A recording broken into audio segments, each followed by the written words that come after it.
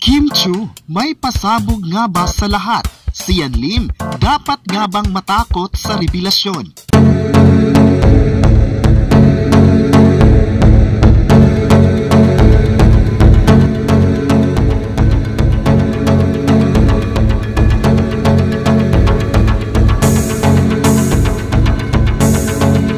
Usap-usapan ngayon sa social media ang posibleng revelasyon ng kapamilya actress Kim Chiu sa hiwalayan.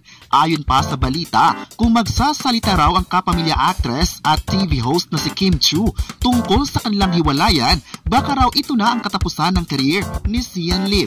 Maraming na-curious kung ano nga kaya ang tinutukoy sa chika na kapag daw pinasabog ni Kim Chiu ay talagang maaapektuhan si Sian Lim ng bonggang-bongga. Isa ito sa pinag-usapan ni na Christopher Min at Romil Chica sa nakaraang episode ng kanilang programang Christopher Minute. Sabi ng award-winning TV host at veteran entertainment, may isang source na nagchika tungkol sa balitang ito. Ayon pa niya, mabait raw itong si Kim Chiu, respetado niya ang kanyang kapwa. Edukado raw at kapag ito ay nagsalita, matinding pasabog ang kalalabasan. Dahil dito ay biglaang nagtaka ang lahat, lalong-lalo na si Romil sa balita. Ayon pa ni Romil Chica, ano kaya ang gustong ipahiwatig ni Kim Chiu kapag nagsalita na ito sa publiko? Dahil pa ni Romel, iba-iba raw ang iniisip ng tao tungkol rito. Aminado naman si Christopher Min na totoong-totoo ang balitang kanyang nasagap. Ayon pa sa radio online host, kilala raw talaga si Kim Chiu sa napakabait at tahimik na tao. Kahit nga raw noong nag-break sila ng ex-boyfriend niyang si Gerald Anderson ay wala siyang sinabing masama tungkol sa aktor. Ayon pa ni Christopher Min, iwan daw niya kay Sian Lim mukhang pabor sa kanya ang mga tao na mabuti naman na nagtanggal ng helmet sa ulo. Nauntog daw ito sa katotohanan. Parehong nag-issue ng official statement sina Kim Chiu at Sian Lim sa kanilang Instagram page tungkol sa kanilang paghiwalay bago nagtapos ang taong 2023. Ayon pa sa kanilang post, minahal nila ang kanilang supporters at nire-respeto nila ito. Ang pagmamahal raw ay palaging significant pero minsan ang pagmamahal ay hindi enough. Isinapubliko daw nila ang ilang dekadang relasyon kung saan minahal at sinuportahan ng sambayanang Pilipino. Dito din daw nagkaroon sila ng maraming memories sa bawat isa. Ang paghiwalay raw nila ay isang mutual decision na umaasang kung anuman ang estado nila ngayon ay mananatili silang kaibigan pa rin. Nagpapasalamat sila sa lahat, lalong-lalo na ang mga followers para sa kanilang pagmamahal at suporta. Pero sa ngayon, humihingi sila na i-appreciate ang kanilang honesty at bigyan sila ng pribadong buhay. Nagpapasalamat sila sa mga taong nagmahal sa kanila at sa pag-iintindi. Para naman kay Sian Lim, nagpapasalamat siya sa halos 12 years na memories na kasama niya ito. Ayon pa niya, ang pagmamahal na ito ay mananatiling nasa puso pa rin hanggang kailan. Nagpapasalamat din siya sa ipinakitang pagmamahal nito sa kanya. At ngayon nasarado na ang chapter ng kanilang relasyon, humihingi sila ng respeto sa kanilang pribadong buhay. Dahil dito, marami talaga ang nagsabing maganda na nagkahiwalay na sila dahil toxic na ang relasyon. Ayon pa ng netizens, kapag ang isang relasyon ay hindi na nag-work, pwede namang ihinto na ito at focus na lang sa taong tingin naman ay makakasaya sa buhay. Si Kim at Sian Lim naman ay busy sa kanilang trabaho sa ABS-CBN at GMA Network. Abalang-abala naman si Sian Lim sa teleserye na sa GMA Network na Love, Die, Repeat na kasama din niya si Jinilyn Mercado at habang si Kim Chiu naman ay di natitingga sa bakuran ng ABS-CBN dahil sa sunod-sunod na teleserye at proyekto. Bida si Kim Chiu sa highest rating serye ngayon sa isang streaming platform na Prime Video. Makikitang #1 serye ito at ginawan pa ng teleserye version. Isa din siya sa mga host ng longest running noontime show ngayon sa Pilipinas na It's Showtime kung saan matagal na siyang mainstay dito.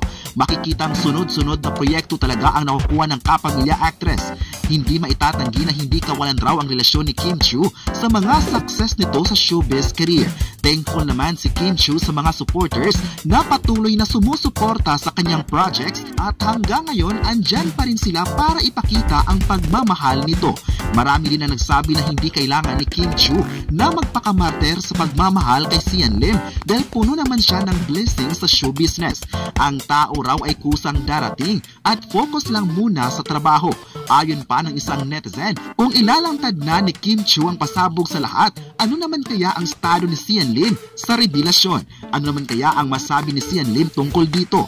Posible raw na magkakaroon ng transition sa karira ni Sian Lim, lalong-lalo na ngayon na sikat ang kanyang teleserye sa Kapuso Network.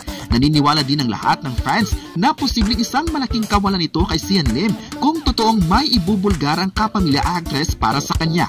Ayon naman ng isa pang netizen, tingin niya ang ibubulgar ng kapamilya ay ang relasyon di umano ni Sian Lim sa ibang tao na naging dahilan din ng kanilang hiwalayan. Dagdag pa ng isang netizen, baka raw ito ay posibleng makakasira sa estado ng showbiz career sa entertainment industry. Marami talaga ang nagsabi na dapat hindi magkakamali si Kim Chiu sa pasabog na ito dahil posibleng maaapektuhan din ang kanyang showbiz career dahil baka mas malala ang pasabog na ito para sa lahat. May netizen naman ang nagsabing magugulat ang lahat mayroong ilalabas na statement si Kim Chiu sa lahat ng fans at sa mga taong sumusubaybay sa kanila ni Sian Lim. Pero sa ngayon, wala pa namang kumpirmasyon sa statement ni Christopher Min. Isa si Christopher Min sa mga online host na nagpapalabas ng maiinit na issue sa Philippine industry na talaga namang may katotohanan ng mga ibinabalita nito. Ayon pa ng netizen, wala naman raw magagawa ang tao sa desisyon ng kapamilya at kapuso actor dahil may kanya-kanya silang gusto sa buhay. Dapat ay hindi pakikialaman ang mga desisyon dahil hindi natin hawak ang buhay nila. Ayon pa ng isa pang netizen, hihintay nila ang mga susunod pang update sa buhay ng dalawa dahil gusto nilang malaman kung ano nga bang pasabog na ito at kung bakit pinag-usapan ito ngayon sa social media. Para naman kay Kim Chiu, marami nagsabi na proud sila sa nakamit ng kapamilya actress dahil nakita nila ang progress sa mga nakuha nitong award sa buhay. Kinilala si Kim Chiu bilang most promising actress ng henerasyon at nakatanggap ng iba't ibang recognition dito sa Pilipinas at maging sa international giving body. Ayon pa ng netizen, napaka-humble raw ni Kim Chiu sa lahat at bagay na mas minahal nila ng husto. Thankful naman si Kim Chiu sa mga tao dahil mula simula at hanggang ngayon, kumapit pa rin sila para sundan ang kanyang showbiz career. Ayon pa ng isa pang netizen, sana bibigyan ng maraming projects si Kim Chiu dahil deserve nitong mabigyan ng high caliber projects ng Kapamilya Network. Mahal nila ang artist na ito at patuloy lang mamahalin. Marami din ang nagsabi ng mula sa kapamilya si Kim Chiu ay patuloy siyang nabibigyan ng proyekto ng ABS-CBN. Nakilala si Kim Chiu sa isang reality competition ng ABS-CBN na naging dahilan din na mas nakilala siya ng sambayanang Pilipino. Marami nagsabi na good decision para kay Kim Chiu na nananatili siya bilang isang kapamilya dahil naaalagaan naman siya ng network. Sana raw patuloy pa rin siyang mamahalin ng tao para sa mga susunod na teleserye at movies. Kayo, ano ang masabi niyo na posibleng may pasabog si Kim Chiu sa publiko? I-komenta kung sang-ayon ba kayo sa pahayag ni Christopher Min at huwag kalimutang i-subscribe ang ating YouTube channel.